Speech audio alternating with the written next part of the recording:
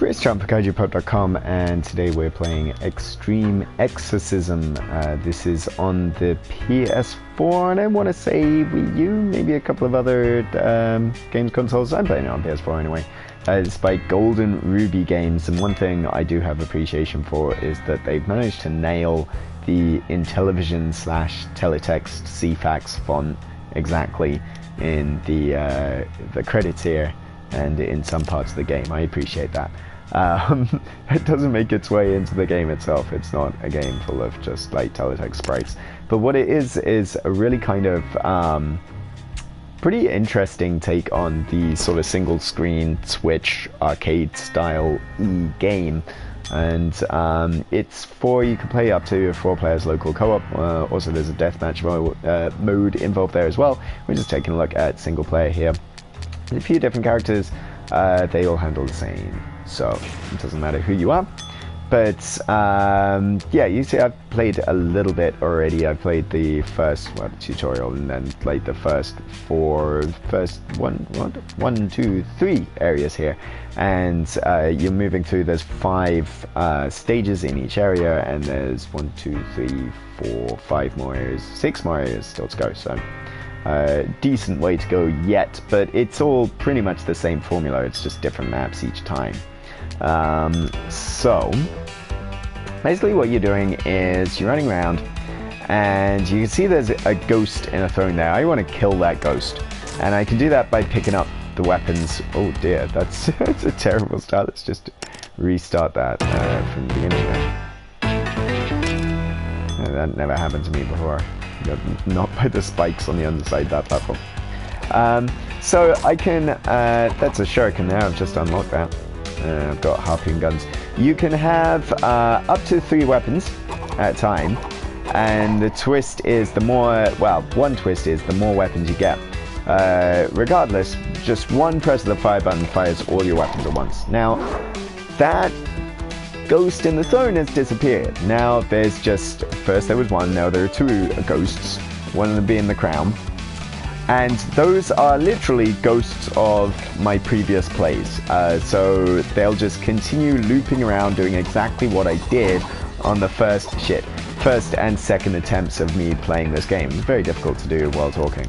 And what you want to do to advance to the next round is get come down here. They didn't come down there, did they? He didn't. Oh shit. This is really difficult to do while talking. Okay, there you go. Finally did it.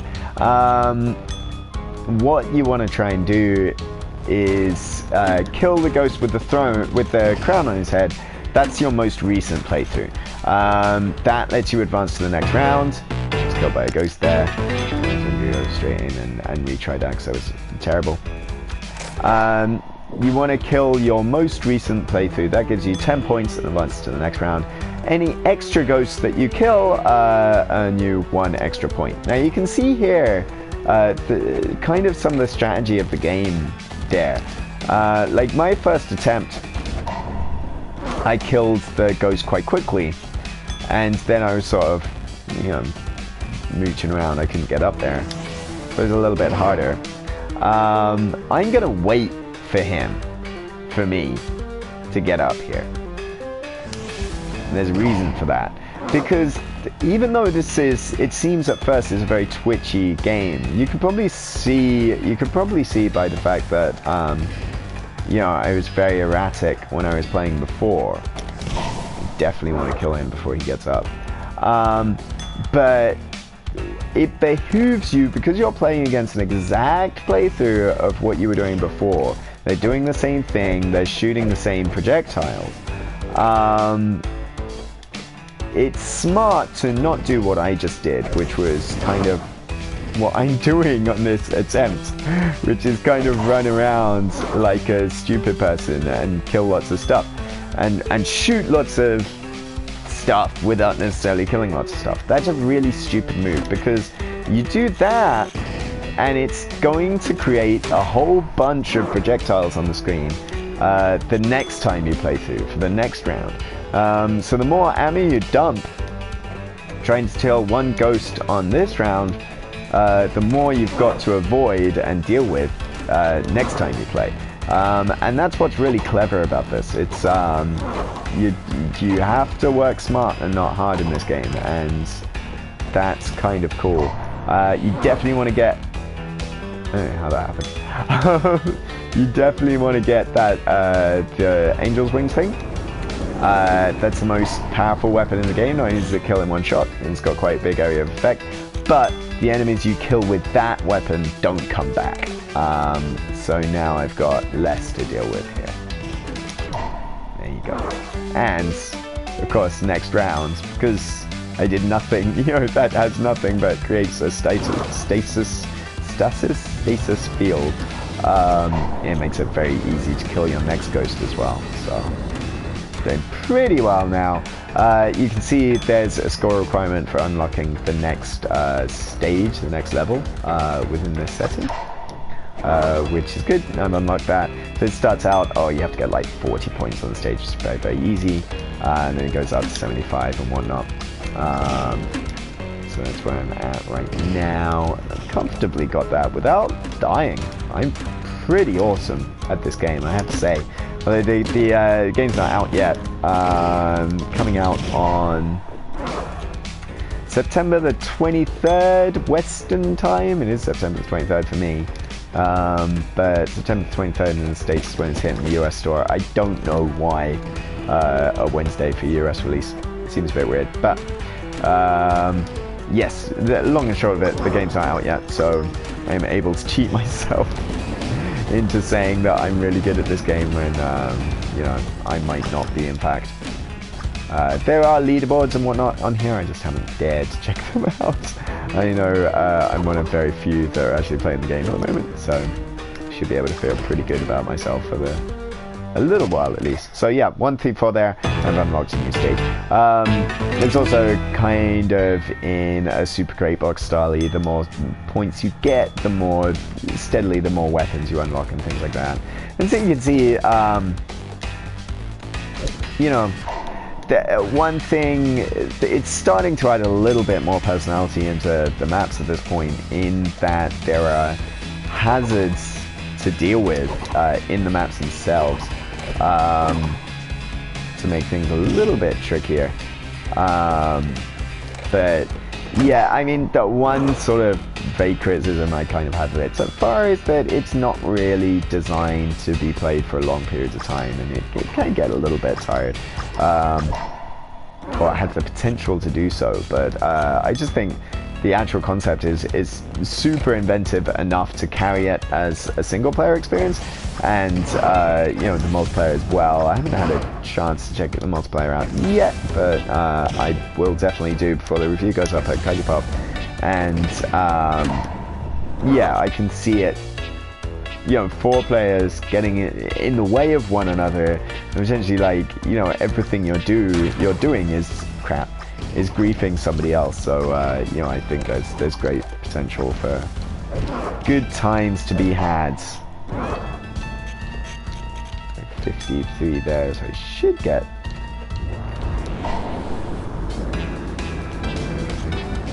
There you go. Yeah. There's a few little kind of presentational wrinkles that aren't quite right at the moment. I dare say they might get fixed. In fact, I downloaded an update file just before I started playing this, and I haven't had this issue since, but like there was a kind of problem with the music cutting out briefly, but like nothing that you would really get upset about. It's just like a, you know, kind of an abrupt musical shift is what I was getting, but seems to be alright.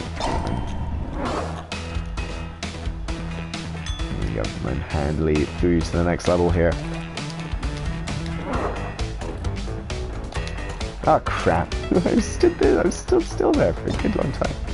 Ah, nuts. Oh well. Oop, definitely don't want that. Just being dropped directly on spikes. Oh, and I'm dead. Okay, well, never mind. Okay, So yeah, I mean, you get the idea there. 5 levels on each set, and much more sets to go. It's kind of cool. It's inventive. I like it. There's also deathmatch mode, which I wonder whether I can play in spot with ghosts. No. Okay. Never mind. Bots rather, I thought. But there's also like this challenge mode, which is kind of cool. And these unlock in tiers, and they give you a random map. Or maybe not a random map, but they give you a different map in a different area for each one, including ones you haven't visited yet in the game, ones you haven't unlocked. And it just gives you very specific requirements. So you've just got the axe. I've got to get 10 kills. Oh, and this happens to be the map that I just did.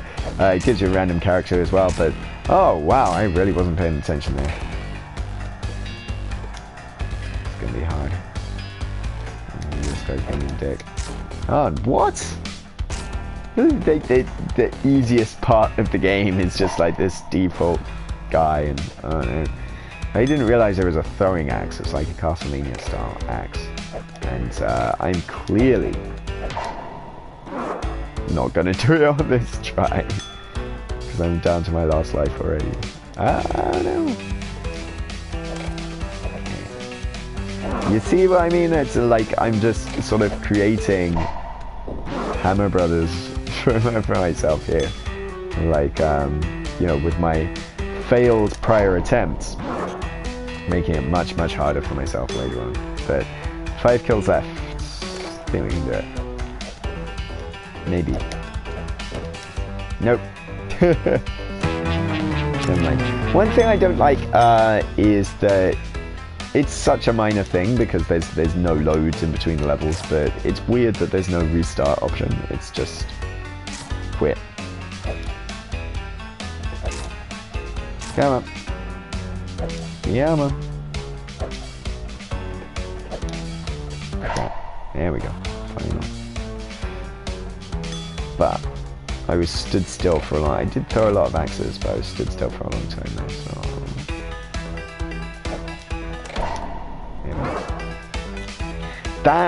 This is the trick that you want. Pro tip is to do this, is to get in, if you're good and the map allows it. Not all maps allow this at all by any stretch, and I've already kind of screwed myself up here because I've used all the space available to me. But if you're canny, fuck. Oh, shit. Then what you can kind of do is almost set up like a conga line, where, you know, I start by killing someone by standing right at the edge of this platform, and then next time I go, I'm going to stand slightly to the right of it, and then slightly to the right of that, and each time just shoot yourself in the back of the head. Like, that is what you want to do, ideally. But it's certainly, that's a strategy that if you're good at it, I said, and if the map allows it, and definitely not every map does allow it, but if you're really good and really efficient in that regard, let's see if we can do it this time. So we don't want this, basically. Okay. Yeah, it's not gonna work, right? So I was in self-defense. He was coming straight for me. But like, he wasn't cooperating there, so it's gonna be a little bit hard. But, oh crap. Ah, dear. I should have taken advantage and gone right back up there. Never mind. I can get that one anyway. Ah, shit. I did exactly, exactly what I did before. Obviously, exactly what I did before, because it was what I did before. But okay. There we go. I'm not very good with this axe either. The whole idea really is to pick people out of the air with it, but it is, at least in the challenge here, it isn't like get through 10 rounds, it's just get 10 kills. So I can get some of my earlier, easier ghosts. Like that guy. 3 left. This dude is easy to get. Okay. There we go. Okay, 1 left. I've got 1 life left. No! That would have been awful. Yes! Did it.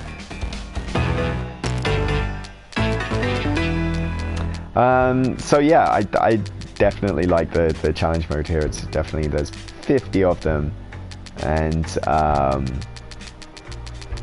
it's just, yeah, it's a really cool way to sort of change things up, because it can get a little bit tired, I think, if you're doing very much the same thing over and over again. And this is a good way of like seeing the new maps before you have to... What? Can we get past it? Oh my goodness. This is, we only have 5 rounds, you only have a boomerang. Jeez. So I've never, yeah, I haven't played it on this map before, so it's a good way of learning what it is you're supposed to do on this map, and kind of learning weapons that you haven't had before either. So I haven't had to deal with the boomerang before, and yeah, this boomerang sucks.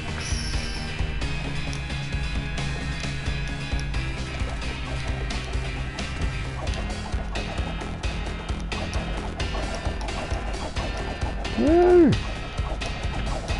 It's like the axe, but it's even harder to deal with because you can't just close range bludgeon people with it.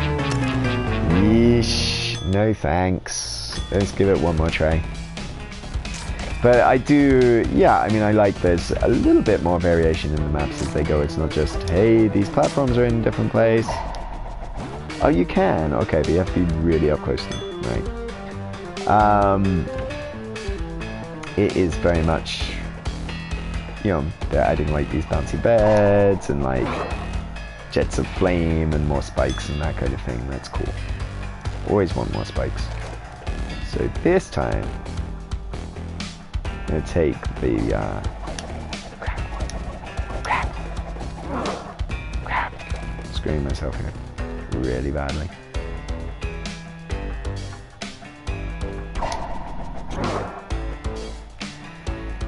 Your butts. There'll be lots of boomerangs. Yeah. Alright, not bad. Okay. So yeah, maps that have wide areas, especially at the bottom of the screen, and wide platforms, they're much easier to use. Much easier to play through. 6 rounds, all goes through your grenade launchers while you have the power to come through. Jeez.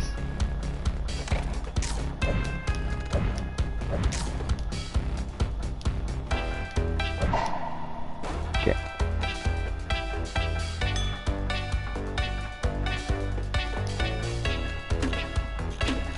Oh no, okay. Yeah, so every time I punched and kicked before, now it's setting up a grenade launcher for me.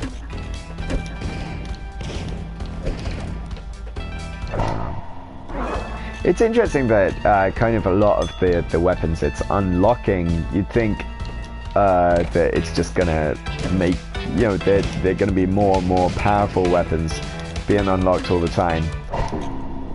But actually not necessarily the case. Like, you know, sometimes, as with the axe and the boomerang, it's unlocking stuff that's kind of harder and more of a challenge to use. So it's not just a developing power fantasy, it's, you're doing, there's more to think about the further you go into the game, I think.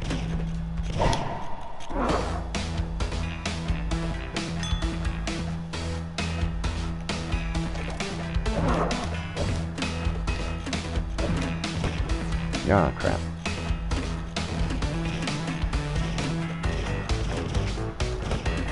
Oh no! Shit, it is getting really difficult now. So I haven't actually collected a punch yet. Oh crap! Just all my lives in one round. So yeah, that's Extreme Exorcism. It's out September 23rd on probably various formats, and it's pretty cool. It's much more interesting than it first appears, and it's not just another sort of single screen Twitch thing. It's pretty inventive. I like it quite a lot. Chris Chan for KaijuPub.com. Thanks for watching. Bye bye.